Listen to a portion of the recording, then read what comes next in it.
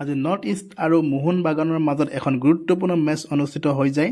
বিশেষকৈ নৰ্থ ইষ্টৰ কাৰণে বেছি গুৰুত্বপূৰ্ণ আছিলে খেলখন, কাৰণ নৰ্থ ইষ্টে আগৰ খেলখনো ইষ্ট বেংগলৰ হাতত পৰাজয় হৈছিলে আৰু পইণ্টছ তালিকাত এটা সময়ত নৰ্থ ইষ্ট আগুৱাই আছিলে, কিন্তু এতিয়া যথেষ্ট পিছ পৰি যাবলগীয়া হ'ল নৰ্থ ইষ্টৰ দুৰ্বল প্ৰদৰ্শনৰ বাবে।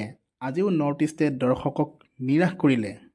আজি মোহনবাগানৰ হাতত নৰ্থ ইষ্ট পৰাস্ত হ'ল 2-0 গ'লৰ ব্যৱধানত, আৰু মোহনবাগানৰ হৈ গ'ল দুটা দিয়ে ক্ৰমে এম সিং আৰু এল কলাকুৱে ক্ৰমে 65 আৰু 71 মিনিটত। ISLৰ আৰম্ভণি নৰ্থ ইষ্ট ইউনাইটেডে খুব সুন্দৰভাৱে কৰিছিল, কিন্তু যিমানেই টুৰ্ণামেণ্টখন আগবাঢ়ি গৈ আছে ফাইনেলৰ দিশে সিমানেই নৰ্থ ইষ্টৰ প্ৰদৰ্শন দুৰ্বল হ'ব ধৰিছে।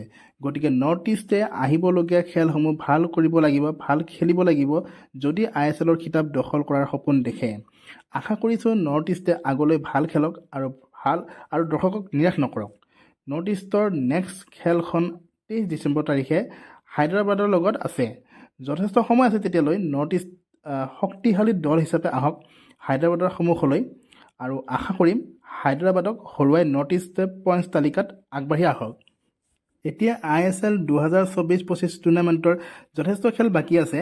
আশা কৰিম নৰ্থ ইষ্টে কামবেক কৰিব পাৰিব। এয়াই আছিল আজিৰ খেলখনৰ আপডেট। যদি ভিডিঅ'টো ভাল লাগিছে প্লিজ সকলোৱে লাইক, শ্বেয়াৰ আৰু ছাবস্ক্ৰাইব কৰি দিবলৈ নাপাহৰিব। ধন্যবাদ।